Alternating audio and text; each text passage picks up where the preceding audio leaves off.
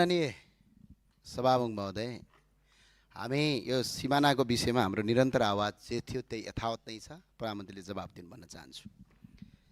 तर आज अर्को एउटा विषयवस्तुमा म प्रवेश गर्न चाहन्छु। सम्माननीय सभामुख महोदय, आज सबैलाई साँची राखेर भन्न सक्छु म र भन्छु। हिजो सिंहदरबारभन्दा मान्छेको जीवन ठुलो भन्नेहरू आज मान्छेको जीवनभन्दा नियम ठुलो भन्दैछन्। सम्माननीय सभामुख महोदय, म स्पष्ट रूपमा भन्न चाहन्छु, मान्छेको जीवन समाप्त गर्नेहरू हिजो पनि हत्यारा थिए, आज पनि हत्यारा नै हुन्। मान्छेको हत्या केवल गोली हानेर मात्र हुँदैन। सभामुख महोदय, कुनै नागरिकको बाँच्ने आधार खोसेर उसको रोजीरोटी बन्द गरेर उसलाई निराशा र पीडाको यस्तो अवस्थामा पुर्याउनु कि ऊ आत्महत्या गर्न बाध्य होस्, त्यो गतिविधि पनि गोली हाने सरहको अपराध हो। सम्माननीय सभामुख महोदय, हामीले कहिले सडकमा जथाभावी पार्किङ गर्न पाउनुपर्छ भनेका छौँ?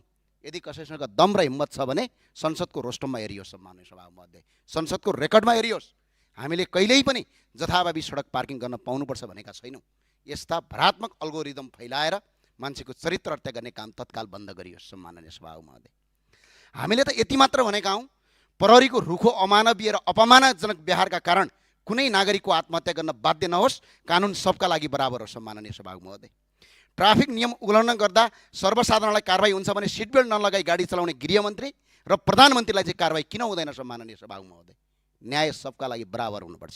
विधि विधि विधि विधिभन्दा अर्को चिज छैन। सम्माननीय सभामुख महोदय, हामीले कानुन हटाऊ भनेका होइनौँ, कानुन सबैका लागि समान रूपमा लागू गर भनेका हौँ। अब गणेश नेपालीको विषयमा पनि केही कुरा स्पष्ट राख्न चाहन्छु। सम्माननीय सभामुख महोदय, हामीले जलनका बिरामीलाई अपराधी जस्तै हिँडाएर किन अस्पताल लगियो, एम्बुलेन्समा किन लगिएन भनेर प्रश्न गरेका हौँ। नेपालको कुनै पनि डाक्टरलाई सोध्नुहोस्, जलन भएको मान्छेलाई अपराधी जसरी हिँड्यो भने 75% मान्छे 100% मर्ने चान्स हुन्छ। आज त्यो व्यवस्था गरियो। सम्माननीय सभामुख महोदय, र गम्भीर जलनका बिरामीलाई वीर अस्पतालमा उपचार गराउने हो कि कीर्तिपुरको जलन अस्पतालमा हो? सम्माननीय सभामुख महोदय, यो नेपालीहरूलाई सबैलाई नेपालीहरूलाई तपाईँको लाटा छन् भनेर अल्गोरिदम नफैलाउनुहोस्। कीर्तिपुरको अस्पतालमा गर्ने हो, वीर अस्पतालमा होइन। सम्माननीय सभामुख महोदय, समयमै उचित उपचार उपलब्ध गराइएको थियो या थिएन? भारतमा उपचार गर्दा बचाउन सकिने भए सम्भावना यदि थियो भने यदि ऊ बिरामीलाई चाहिँ भारत किन लगिएन? यदि बिरामीको मृत्यु पहिले नै भइसकेको थियो भने रातारात विमानस्थलमा नाटक मञ्चन किन गरियो? सम्माननीय सभामुख महोदय, यो प्रश्नको जवाब राज्यले दिनुपर्छ। यसको उत्तर हामी खोज्छौँ। सम्माननीय सभामुख महोदय, संसार नै मेरा विरुद्धमा लागोस्, तर म सत्य बोल्न छोड्दिनँ। जति साइबर बुलिङ गर्नु छ गर, सक्छौ अझै गर। भौतिक आक्रमण पनि सहेर आएको। सम्माननीय सभामुख महोदय, लडेर आएको, मजाक गरेर आएको होइन। सम्माननीय सभामुख महोदय, जति गाली गर्न सक्छौ गर, जति अल्गोरिदम फैलाउन सक्छौ फैलाऊ, तर मान्छेको जीवनभन्दा ठुलो तिमीहरूको लोकप्रियता होइन। सम्माननीय सभामुख महोदय, र किनकि मेरा कर्णालीका दाजुभाइ, मेरो देशका दाजुभाइले अकालमा ज्यान गुमाएका छन्। सम्माननीय सभामुख महोदय, त्यही भएर सम्माननीय सभामुख महोदय, जब हामी सोध्छौँ मान्छेले आत्महत्या किन गर्नु पर्यो, कर्णालीको नदीको भिरमा अड्केको नागरिकको समयमा उद्धार गर्न नपाएर किन मर्न बाध्य भए, बेलैमा उद्धार टोली र हेलिकप्टर किन पठाइएन भनेर भन्छौँ, तर गृहमन्त्रीले जवाब दिनुहुन्छ यसलाई राजनीतिकरण गरियो भनिन्छ।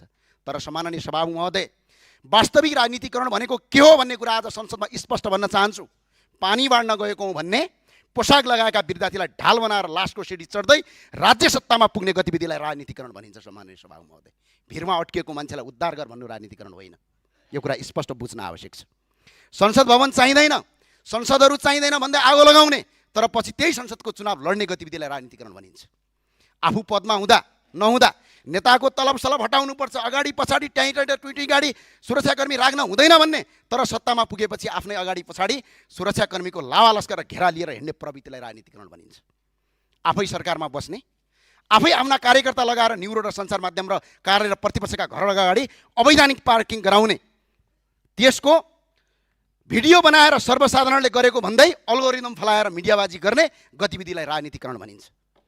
कर्णालीको भिरमा अड्किएर मर्न बाध्य नागरिकलाई उद्धार गर भन्नु राजनीतिकरण होइन। सम्माननीय सभामुख महोदय, उद्धार गर्नुपर्ने समयमा हेलिकप्टर नपठाउने, फोन नउठाउने, दादा र डनगिरी शैली देखाउने, तर पछि संसदको रोस्टममा उभिएर रोएको अभिनय र नाटक गर्ने गतिविधिलाई राजनीतिकरण भनिन्छ। सम्माननीय सभामुख महोदय, यो राजनीतिकरण भनेको सबैको सम्पत्ति छानबिन गर्छौँ भन्ने, तर आफ्ना मन्त्री र नयाँ सांसदहरूको सम्पत्ति छानबिन गर्नु हुँदैन भनेर नीति बनाउने कार्यलाई राजनीतिकरण भनिन्छ। सम्माननीय सभामुख महोदय, अरूको सम्पत्ति छानबिन गर्न समिति माग्ने, तर बिचौलियासँगको साँठगाँठको प्रमाण बाहिरिएपछि आफै समिति बनाउने, आफै समितिका सदस्यलाई थर्काउने, आफैलाई निर्दोष देखाउने र समितिका प्रतिवेदन लुकाउने गतिविधिलाई राजनीतिकरण भनिन्छ। सम्माननीय सभामुख महोदय, कर्णालीको भिरमा अड्केको मान्छेलाई उद्धार गर भन्ने राजनीतिकरण होइन। सम्माननीय सभामुखले हामी सेवा गरेर राजनीतिमा आएका हौँ। देशका भौतिक संरचनामा आगो लगाउँदै सिंहदरबार खरानी बनाउँदै राजनीतिमा आएका होइनौँ। सम्माननीय सभामुख, बरु भ्रष्टाचारका विरुद्धमा विरोध गर्दा विभिन्न आक्रमण सह्यौँ, आफू पनि मर्न तयार भयौँ, तर कसैलाई हानि पुर्याएनौँ। सम्माननीय सभामुख महोदय, नेपालको 1 इन्च पनि भौतिक संरचना ध्वस्त बनाएका छैनौँ। त्यसैले फेरि पनि भन्छु, कानुन सबका लागि समान हुनुपर्छ, राज्य नागरिकको अभिभावक बन्नुपर्छ, उत्पीडितको होइन। नियम नागरिकको जीवन रक्षाका लागि बन्नुपर्छ। सम्माननीय सभामुख महोदय, जीवन समाप्त पार्नका लागि होइन। यो नीति बन्न सक्दैन। मान्छेको जीवनभन्दा ठुलो न सत्ता हुन्छ, न पद हुन्छ, न कानुनको दम्ब हुन्छ, न कसैको लोकप्रियता हुन्छ। सम्माननीय सभामुख महोदय, अलिकति परको कुरा राख्छौँ। सम्माननीय सभामुख, छोटो सकौँ कि मान्य सदस्य 20 देखि 25,000 रुपैयाँको तलबका लागि कुनै नेपाली विदेश जान बाध्य नहोस्। सागका मुठा बेचेर होस् या मकै पलेर होस् वा पानी परिरहेको बेला ठेलागाडामा चटपटे बेचेर होस्, आफ्नै देशमा बसेर आफ्नो परिवार पाल्न सक्ने वातावरण राज्यले बनाओस् भन्नु हाम्रो माग हो। यदि देशमा बसेर केही गरौँ भन्ने नेपालीहरू नागरिकहरू आज बाध्य भएर खाडी मुलुकमा जानु परेको छ। कयौँ नागरिकहरू विदेशमा गएर बिरामी परेका छन्। कतिपय नेपालीहरू रातो बाकसमा फर्केका छन्। त्यसैले यही देशमा बसेर सानो व्यापार र रोजगार गर्न सक्ने वातावरण बनाइयोस् भनेका हौँ। हामीले कसैको र सरकारको विरोध गरेका होइनौँ। सम्माननीय सभामुख महोदय, काठमाडौँको टुडीखेल लगायत देशका विभिन्न स्थानहरू सडकभन्दा बाहिर, राजमार्गभन्दा बाहिर रहेका सार्वजनिक स्थल पार्कहरूमा विभिन्न निश्चित समय तोकेर नगर प्रहरीको निगरानीमा ठेलागाडा राख्न दिने व्यवस्था गर्न सकिन्छ। मकै पोल्न दिने, सागका मुठा बेच्न दिने, चटपटे बेच्न दिने साना व्यवसायलाई व्यवस्थित रूपमा काम गर्न नीति बनाउन सकिन्छ। हामीले नियम पालना नमान भन्न खोजेका होइनौँ। सम्माननीय सभाले, हामीले गरिबलाई बाँच्न दिनुहोस् भनेका हौँ, व्यवस्थित गरिदिनुहोस्, तर उनीहरूको रोजीरोटी नखोज्नुहोस् भनेका हौँ। कीर्तिपुरको सुकुम्बासी सेल्टरमा एउटा नाबालक भोगले तडपिएर रोइरहेको छ। त्यो नाबालक पनि यही देशको नागरिक हो। सम्माननीय सभामुख महोदय, हामी सबैको मान्य सदस्य सके सम्मान 1 मिनटभित्र उसलाई पनि बाँच्न पाउने अधिकार छ। सुकुम्बासी सेल्टर कुनै जेल होइन। त्यहाँ रहेका नागरिकमाथि राज्यको जबरजस्ती अमानवीय व्यवहार नगरोस्। प्रधानमन्त्रीका सन्तानलाई जस्तै त्यो नाबालकलाई पनि खुसीका साथ समान अधिकार र बाँच्न पाउने अधिकार छ। सम्माननीय सभामुख, राज्यले हरेक नागरिकलाई समान दृष्टिले हेर्नुपर्छ। जनतासँग करका नाममा लाखौँ रुपियाँ असुलिन्छ भने सरकारले पार्किङको व्यवस्था पनि गर्नुपर्छ। तत्काल सबै व्यवस्था गर्न नसकिएला, तर त्यसको सुरुवात गर्नुपर्छ। दीर्घकालीन योजना बनाउनुपर्छ। हामीले सरकारको विरोध गरेका होइनौँ, सरकारले आफ्नो दायित्व पुरा गरोस् भनेका हौँ। सम्माननीय सभामुख, संसदको काम जनताका मुद्दा संसदमा उठाउने हो, कार्यान्वयन गर्ने जिम्मेवारी सरकारको। संसद कार्यकारी होइन, हामीसँग कार्यकारी अधिकार छैन, मन्त्री र सरकारसँग छ। त्यसैले हामीले जनताको आवाज उठाउँदा त्यसलाई विरोधका रूपमा नबुझियोस्। सरकारलाई काम गर्नुहोस्, गरिबलाई बाँच्न दिनुहोस्, साना व्यवसायलाई व्यवस्थित अवसर दिनुहोस्, विदेशी न बाध्य नागरिकलाई आफ्नै देशमा स्वरोजगारको आधार दिनुहोस् भनेका हौँ। यो विरोध होइन, जनताको जीवन र अधिकारको पक्षमा उठाइएको आवाज हो। सम्माननीय सभामुख, यसरी अल्गोरिदम फैलाएर घरको अगाडि पार्किङ गराएर जसरी तपाईँको राज्य आतङ्क सिर्जना गरिएको छ, यसो यो कालान्तर इतिहासमा एउटा कालो अक्षरले लेखिनेछ। सम्माननीय सभामुख, हस्, धन्यवाद। मान्य सदस्य निष्कल राई, छोटकरीमा आफ्नो भनाइ राख्नुहोस्।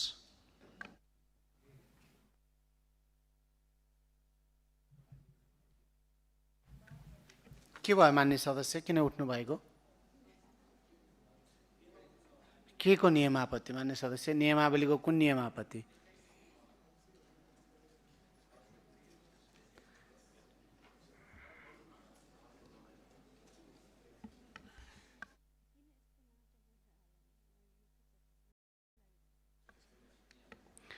मैले मान्य सदस्य निष्कल राईलाई उठाइसकेको छु। त्यसकारणले मान्य सदस्य बसौँ, पहिला उहाँको कुरा सुनौँ, त्यसपछि म विचार गर्छु। मान्य सदस्य अगाडि बढौँ।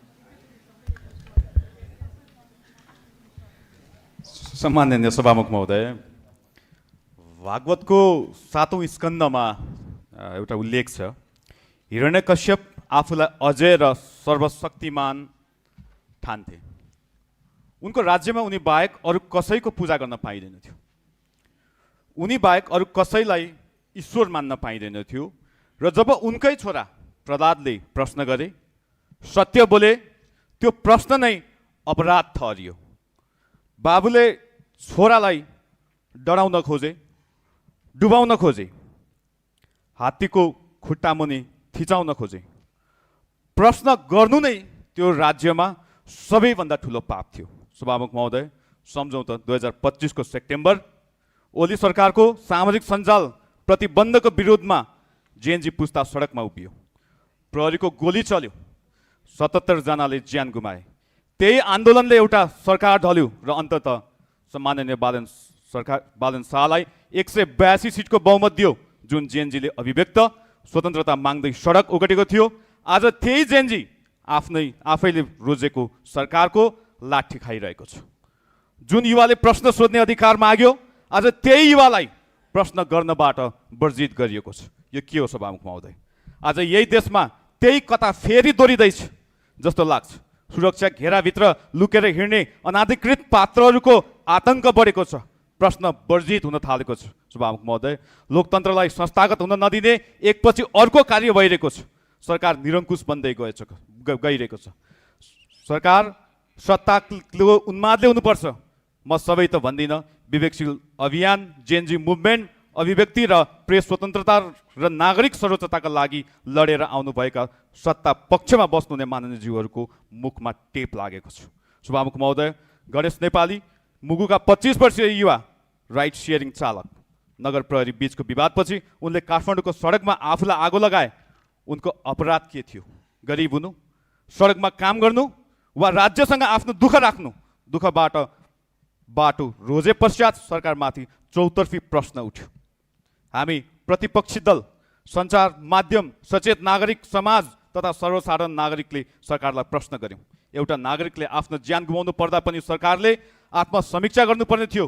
तर भयो के भने, मलाई प्रश्न सोध्ने हिम्मत कहाँबाट आयो? प्रश्न सोध्ने त को होस् भन्ने शैलीमा सरकार प्रश्न उठाउनेहरूमाथि प्रतिशोध साध्न अघि बढेको छ। ठ्याक्कै हिरण्यकश्यपले प्रहलादलाई सोधे जस्तै, तँलाई सत्य बोल्ने आँट कसले दियो भने जस्तै। गणेश नेपाली प्रति हामी राजनीतिकरण गर्ने पक्षमा छैनौँ, तर पनि गणेशले दुःखद बाटो रोजे पश्चात सरकारमाथि चौतर्फी प्रश्न उठ्यो। हामी प्रतिपक्षी दल, सञ्चार माध्यम, सचेत नागरिक तथा सर्वसाधारण नागरिकले सरकारलाई प्रश्न गरे। उक्त घटनालाई सरकारले आत्मसमीक्षा गर्नुपर्ने थियो। तर गृहमन्त्रीज्यू स्वयं रोस्टेममा उभिएर जवाफ दिने, आफूलाई करेक्सन गर्ने भन्दा पनि इमोसनल हुँदै संसदहरूमाथि धम्कीपूर्ण भाषामा हुर्मत लिने काम गर्नुभयो। जुन आपत्तिजनक विषय हो, सत्ता र सरकार सञ्चालन गर्ने जिम्मेवारी लिए पश्चात प्रश्न उब्जिन्छ र हामी त्यही निरन्तर प्रश्न गरिरहन्छौँ। नागरिक साध्य होइन, नागरिक साध्य हो सभामुख महोदय, साधन होइन भन्ने विषय उहाँले बुझ्न जरुरी छ। सुरक्षा घेराभित्र लुकेको केही ग्याङको एक अनाधिकृत व्यक्ति